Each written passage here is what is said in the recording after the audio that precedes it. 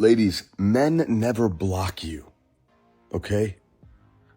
You have to be a real fucking menace to get blocked by a man.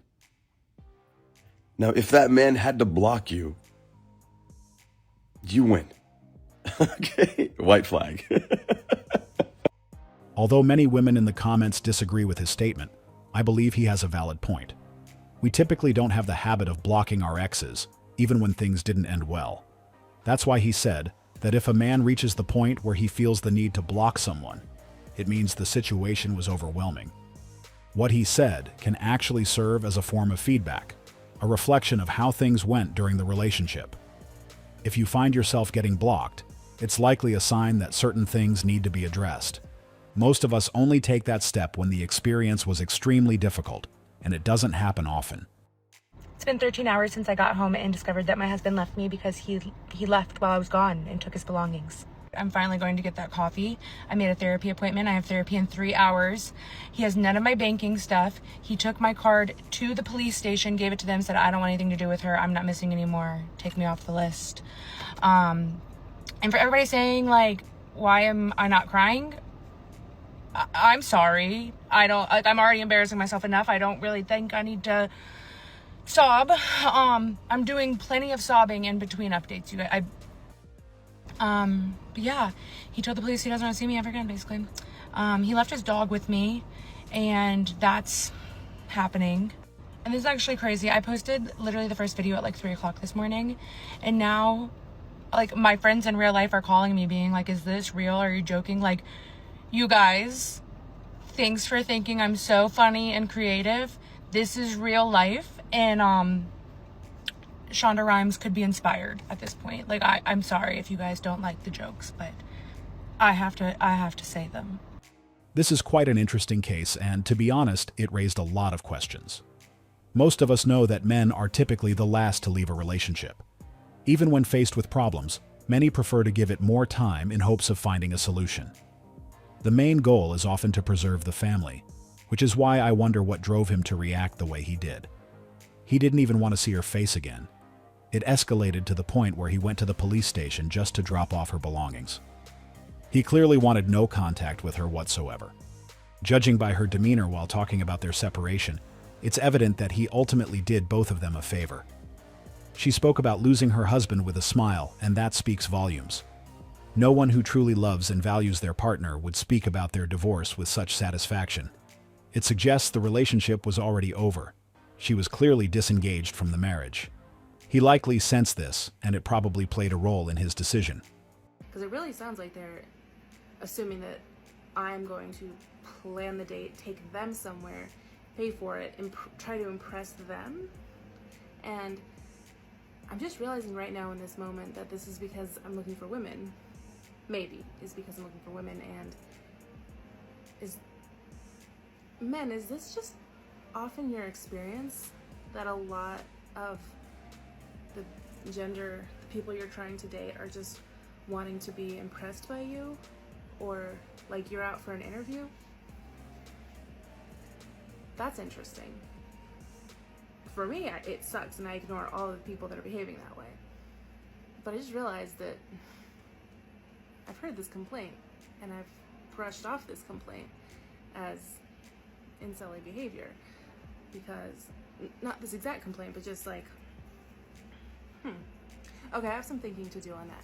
I'm not excusing the incels or anything. I'm just realizing how much I hate being treated this way, and if like a large population of, because I'm also only getting a subset of women that are open to meeting other women, so I'm wondering if the completely straight girls are even more like this, like because what falls in the same category is like, I'm a passenger princess. I want like that type of vibe. Feels like they don't have anything to offer. Like I'm supposed to offer everything. But I will say that I personally do not like it when the girl just says, show me a good time, make me laugh. I'm a passenger princess. I don't like that at all, and I will not ever entertain it for a second. There's a lot of content online where we share similar experiences, and typically, the comment sections are filled with women claiming that it's normal. They believe that it's simply our duty, as if it's the most natural thing in the world. In their minds, all they need to do is show up, while the guy is expected to handle everything else, making the dynamic completely one-sided. This is exactly why I think what she's going through is actually a good thing. It's giving her a glimpse of what most of us deal with when it comes to dating. Now she finally understands what we mean when we talk about those unrealistic expectations. I guess she used to think we were just being dramatic, but now that she's experienced it herself, she sees we weren't exaggerating at all. Honestly, the shock she felt probably came from realizing everything was just how we described it. But at this point, all I can say is, welcome to the club. When men say 100 women versus accountability, can you give an example of what you mean by that?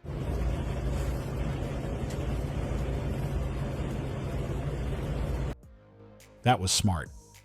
She asked the question, but made sure no one could respond, which automatically proved that point. She knew the comment section would be full within seconds, and that's exactly why she disabled it. But ironically, that only reinforces what she was trying to cover. I guess 100 women versus accountability is a real thing. Does the perfect man exist? I don't know yet. I have a man right now that spoils me, but I don't want to date him. Why not? He's 5'6". I don't even want to touch him, so... Oh, okay. So yeah, he's just buying me like Cartier, and I'm like, thank you. I wish all simps could watch this video. It's the reality of most of them, though they aren't aware of it. While that guy is investing his time and resources, she is on the other side, laughing and enjoying it all, fully aware that she is not interested. She openly said he's too short to be her boyfriend, yet has no problem accepting gifts from him, knowing that it won't move forward. Why take things from someone you know has no chance? He could likely make a great husband and father, but he's being overlooked simply because of his height. And later, she'll probably make TikTok videos asking where all the good men have gone. Relationships are really hard for men these days, and that is why you people have taken away the only thing that they can give, which is money. Women are working now and they are able to provide for themselves. And then you have to bring something more than money to the table before a woman can look at you twice. Because that money that you think is the only thing you can bring, she already has it. This dynamic is leaving men clueless and perplexed because they don't know what to do. Aside money, they don't know what else to do in relationships. Now they have realized that they have to put in the work and be emotionally mature and have emotional intelligence and have respect and build their character before a woman can settle with them. Most of us have seen similar content, and as always, it doesn't make much sense. Relationships aren't becoming more difficult because men supposedly aren't able to bring anything to the table besides money. She's trying to suggest that women no longer care about a man's financial status, but that simply doesn't reflect reality. In fact, the more some women earn, the more they expect from their spouse. I wish she could actually point us in the direction of the women she's talking about, those who are financially secure and truly indifferent to a man's income. That would be interesting, and I know a lot of men would genuinely appreciate meeting women like that. We're looking for them. And this is where her argument falls apart. If what she said were true, things would be much easier.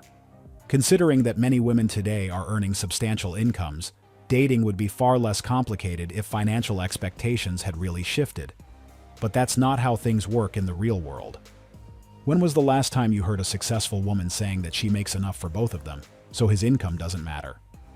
Exactly. And that's why the dating scene continues to grow more challenging. What would you rate me on a scale of 1 to 10? 3. 3? That's the lowest I've gotten. That's a solid 3. I appreciate that.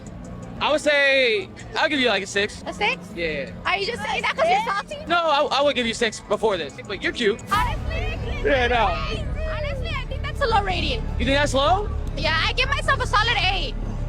Really? Solid 8. Well, hey, we can agree to disagree. I'm just being honest. This is unreal. She gave him a 3, and somehow still thinks a 6 is a low rating. I honestly didn't expect her to be that surprised by it, especially after scoring him way lower. What makes it even more interesting is that she genuinely believes she deserves a higher rating. You could see it all over her face. She clearly wasn't expecting that. She even asked him if he gave her a 6, just because he was salty about getting a 3. This is what happens after years of being told she's a 10. Now she's completely out of touch with where she really stands in the dating world. And let's be honest, simps definitely play a role in this. They usually tell them what they want to hear, ignoring the fact that it will give them a false idea of reality.